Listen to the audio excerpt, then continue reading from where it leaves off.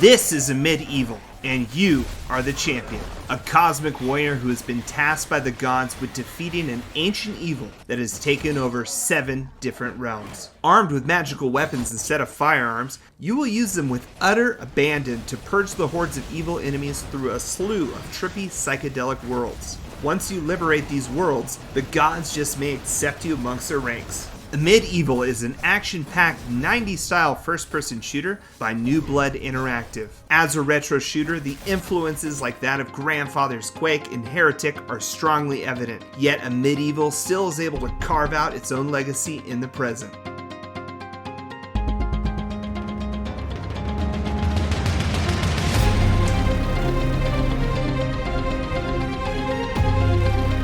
It is a visually stunning, neon-infused gaming experience with lightning-fast movement, straightforward mechanics, zero feature creep, and intricate level design that tips its hat to Doom and Quake. Built with Unreal Engine 4, it offers the smooth and polished experience from a modern game while evoking a nostalgia from my childhood. When jumping into a 90s throwback, for me the first box that needs to be checked is solid gunplay with a unique arsenal of weapons. Since the weapons in AMID Evil are very distinct compared to most shooter games out there, let's talk about those first. In AMID Evil, your weapons are powered by mana instead of ammo. There are 4 colored mana crystals you can pick up in the levels, each corresponding to a certain weapon type. The Staff of the Azure Orb, which functions much like a chain gun type of weapon, uses blue mana and is a versatile all-around weapon. It is lovingly called a workhorse weapon on the fan wiki.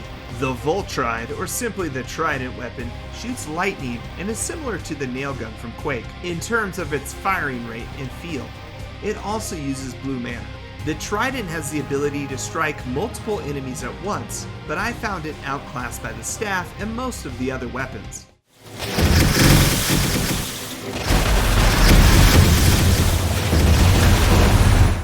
Green mana is reserved for the Whisper's Edge, aka the sword that shoots swords, and the Star of Torment, aka the Spike Mace that shoots spikes. While the sword is decent for cleaving a few enemies at once, and even blocking enemy projectiles, it is outclassed, in my opinion, by the Mace, which can impale most enemies with a single hit if you're close enough. The Spike Mace is slower to use and requires some getting used to, but once you get the hang of it, it is very satisfying to use. If I had to place this weapon, to me it felt like it fit into the super shotgun from Doom category.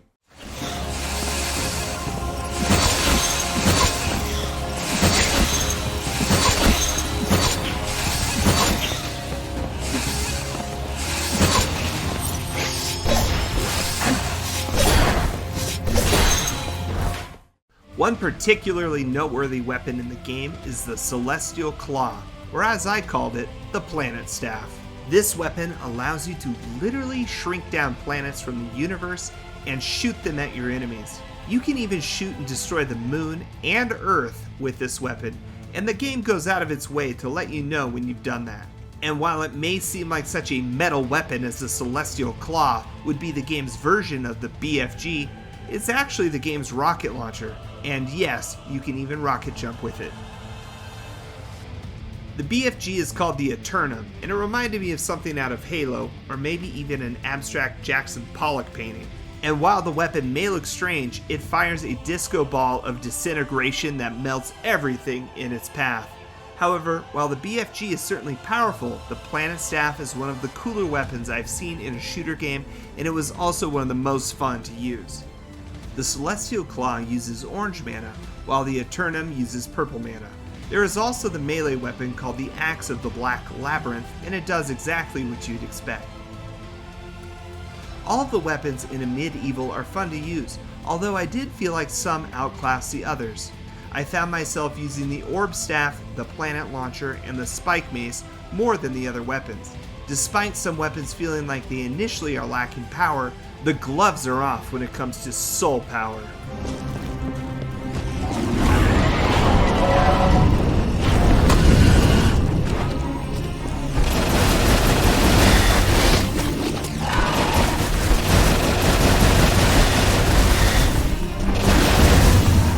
Think of Soul Power as essentially the quad damage from the Quake series, but instead of a single pickup, the Soul Power comes in the form of multiple pickups from your enemies. After killing an enemy, they drop a crystal pickup or a soul, and once you collect enough, you can activate soul power and transform your weapons into godlike murder machines. The axe becomes a spinning death saw. The staff becomes a fire hydrant of raw power. The sword's projectiles bounce and cleave through multiple enemies. The trident becomes supercharged and melts all enemies around it. The planet staff shoots suns instead of planets. The spike mace shoots balls of spikes that home in and impale everything around them. And finally, the BFG creates vortexes that suck everything in, including you if you're not careful. Using soul power makes you feel like the cosmic deity you're destined to become, but be cautious as you can't turn it off once it's been activated, and it's really easy to waste. This can be frustrating when starting the game out, but as you become more familiar with the game, this issue becomes less prominent.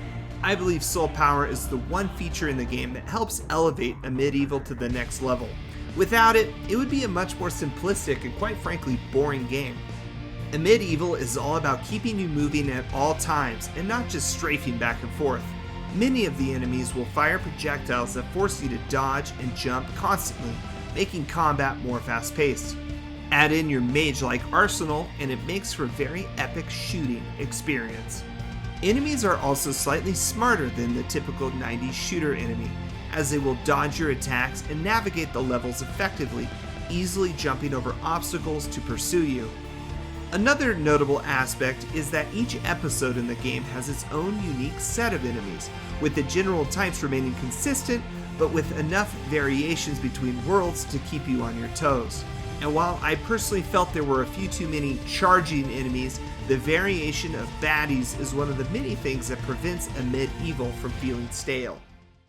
Stale is not in this game's vocabulary. Upon starting AMID Evil, you're immediately introduced to its influences through a stunning gateway world where you can choose your difficulty by walking through the corresponding portal, exactly like Quake. And also like Quake, where Nightmare Mode is hidden, Evil difficulty is also hidden somewhere in the gateway world, so keep your eye out for it if you want that extra challenge. The first world I visited was the Astral Equinox, and it had a dark medieval fantasy theme that made me think of Quake as well.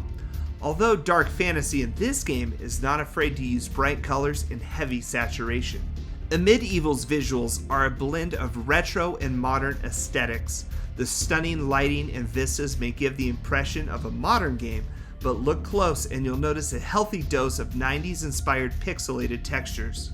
The enemies are also made up of chunky polygons, and if you take a closer look at the various weapon and item pickups, you'll see that they are not 3D models, but they are rather 2D sprites. Lead artist Simon Rance said in an interview that he wanted to keep the models as simple as possible, but they also will react to shading like modern games as the engine has physics-based rendering. The result is a perfect mix of old and new school elements that create some truly beautiful levels that are a joy to play through.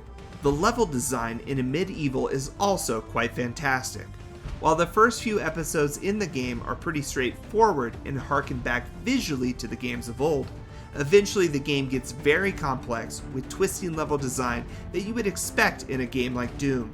And while AMID Evil and Doom are incredibly different, Simon Rance did say that he had been building Doom levels for his whole life, and he wanted to bring those same maze-like design concepts to AMID Evil. You can really see these design choices, especially in the later levels, as well as the artistic influences as well. And while I am sure many of these levels were not inspired by anything in particular, one area really made me feel like I was playing American McGee's Alice from 2000.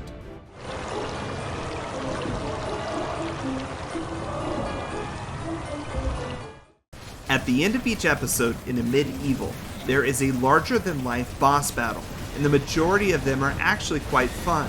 I am actually highly critical of first-person shooter boss fights, as they are more often than not disappointing, but AMID Evil manages to avoid this pitfall, unlike New Blood's other game Dusk, but we'll talk about that another time. The battles in AMID Evil are designed to keep the player moving and challenge them to learn the boss's attack patterns. One of my favorites was the battle against the Forge Master, where he was invincible unless you doused him with water. Only during this period could you do damage to him. Another one that was cool was one where you were suspended in a giant water bubble and two worm monsters were trying to eviscerate you. AMID Evil is never boring, even when the combat slows down. Between the constant battles, there's also a healthy amount of switch puzzles, platforming sections, and sections with plenty of environmental hazards. There are secret areas in every map, but admittedly, I did not really seek them out unless they were obvious. I also found an invisibility power-up a few times, mega healths, a power-up that replenished all of my mana, and even an invincibility. Upon completing the second world, the Domain of the Sentinels, I entered the third world called the Sacred Path. This episode really showcases the visual range of the game. While staying true to a medieval style of architecture, the art really made this place feel like a sun worshipper's temple. Then in episode 5 and 6, stuff gets weird. Traditional level design is thrown out the window, making way for atmospheric, moody lighting, tight walkways, geometric shapes, and just plain bizarre abstract choices. There were parts about these levels that I hated because they were so different than anything I was used to, but at the end of the day, that made me respect the game that much more. Despite some of the near acid trip level decisions towards the end of the game, AMID Evil still hits all the right spots on what you'd hope for in a 90s style shooter. The game transcends its influences and stands on its own as a modern masterpiece. There are a few minor complaints that I have about AMID Evil, though my list is admittedly fairly nitpicky. The first was that the jumping was very floaty and it made some of the platforming areas much more challenging than they needed to be. On a similar note, getting out of the water was not a smooth experience either. In terms of movement, I felt this game could have used a strafe jump mechanic or another way to accelerate player movement. This would have added more depth to the combat and the game overall. I'm also not a huge fan of the soul power indicator around the border of the screen, as well as the red squiggly border that fills the screen when you're at critical health.